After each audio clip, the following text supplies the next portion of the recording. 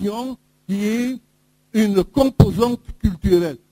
Tous les États-nations ont été obligés de gérer cette contradiction. Chaque État-nation a inventé une expérience. L'expérience française était la plus violente, mais elle n'est pas la seule.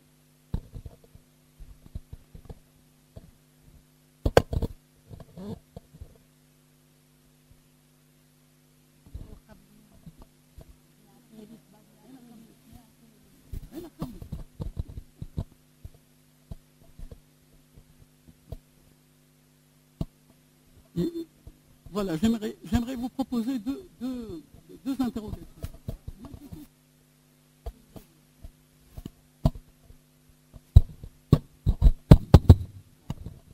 J'aimerais vous proposer deux interrogations. La première, c'est que j'ai l'impression que sociologiquement, il n'y a pas des laïcs et des islamistes en Tunisie. Il y a des musulmans et des islamistes. Et la distinction entre les musulmans et les islamistes, il y a certaines personnes qui considèrent que l'islam est une affaire personnelle, individuelle, et d'autres personnes qui considèrent que l'islam a tendance à être hégémonique et communautariste, c'est-à-dire se concentre sur tout l'État ou l'Umma, etc. La deuxième interrogation. Moi, j'ai l'impression, quand on a affaire aux intellectuels, quand ils abordent la question politique, qu'on est complètement à côté de la plaque. Parce qu'il s'agit du pouvoir, il ne s'agit pas de spéculer là sur ce que va devenir la Tunisie. Chaque parti politique a trois composantes. Il a un système de valeurs, un programme politique et un discours mobilisateur. Et il faut voir ce que j'appelle, moi, les islamistes, ce qu'ils font quand ils vont faire du porte-à-porte. Il faut étudier le discours mobilisateur des islamistes. Parce que j'ai l'impression que, moi quand je leur dis que le parti Nahda, par exemple, est un parti dangereux, tout le monde me crie, mais il me dit non, mais comment ça se fait? C'est un parti dangereux parce que, premièrement, au lieu qu'on ait un vrai débat de société, c'est le nivellement vers le bas. Au lieu qu'on ait un débat politique, on a un débat théologique. Au lieu de techniciser le débat politique, on est systématiquement dans l'idéologie. Ce qui fait que, malheureusement, et là je fais un reproche rapide à ceux qui prétendent être les modernistes, c'est qu'ils n'ont pas su techniciser le débat politique. Effectivement, M. Tariq Ramadan, nos problèmes n'est pas un problème d'islam en Tunisie. On n'a pas un problème d'islam. Historiquement, géographiquement, culturellement, on est musulmans. Mais il s'agit de la conquête du pouvoir et il y a certaines personnes qui instrumentalisent cette religion-là pour conquérir le pouvoir. Voilà, j'en ai terminé. Merci. Alors, quand vous avez dit quatrième, on était comme ça. Et donc, j'ai compris que c'était moi la quatrième. Et donc, je reviens sur ce que disait Tariq Ramadan à propos des programmes pédagogiques ou du taux de chômage. C'est vrai que ces questions-là sont des questions cruciales pour la Tunisie. Et si des droits de l'homme et des autres, mais tout le monde recherchait plus de liberté, plus de démocratie et plus de justice. Là, je vais... trois points qui m'ont interpellé. Oui, ça m'a dit. Ce que nous voulons, c'est un état de droit et des institutions. Et en tant que femmes, nous avons, et hommes, bien sûr, en Tunisie, un patrimoine non négociable. Hein? Donc, tous les droits acquis par la femme depuis l'indépendance jusqu'à la Révolution n'est pas négociable et on veut plus de droits. Hein? Et là, je parle en tant que présidente d'une association Égalité et Parité. Et là, mes droits en tant qu'individu ont été spoliés à plusieurs reprises depuis cette révolution. D'abord, j'ai été piratée au niveau d'Internet, de tous mes blogs et de tous mes documents par des islamistes, non par des laïcs. C'est le premier point.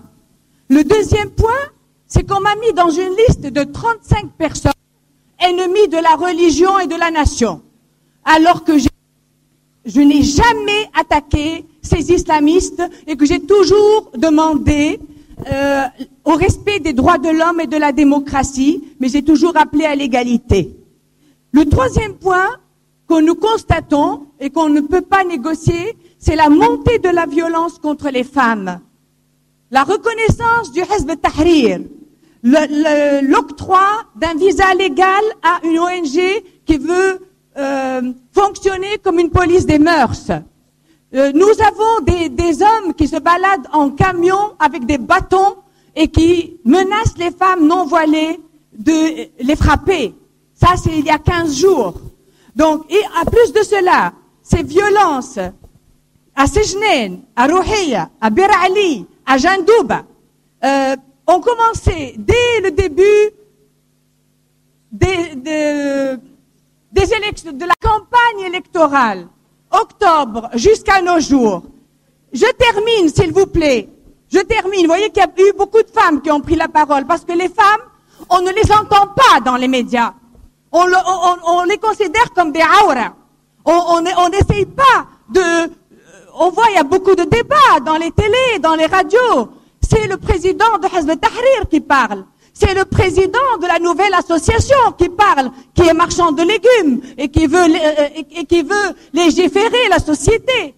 Bon, alors moi, je termine. On a présenté une plainte en tant qu'association. Pourquoi? Parce qu'on est en train de reparler de polygamie, de zawej arfi, d'excision, d'incitation au jihad et d'incitation à la guerre civile. Et ce n'est pas comme ça qu'on va cohabiter.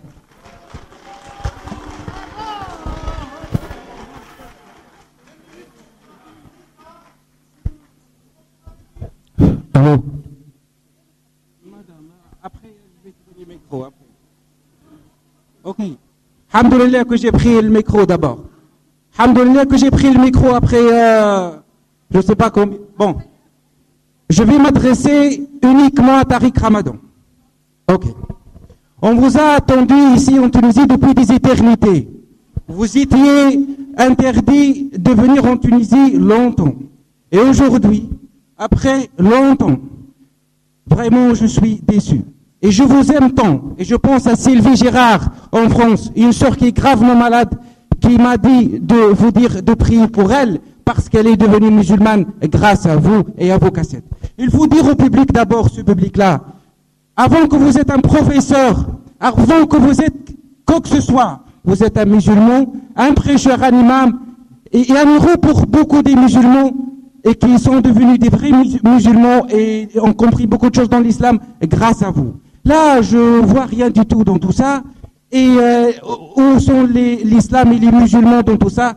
La Tunisie musulmane a besoin de vous.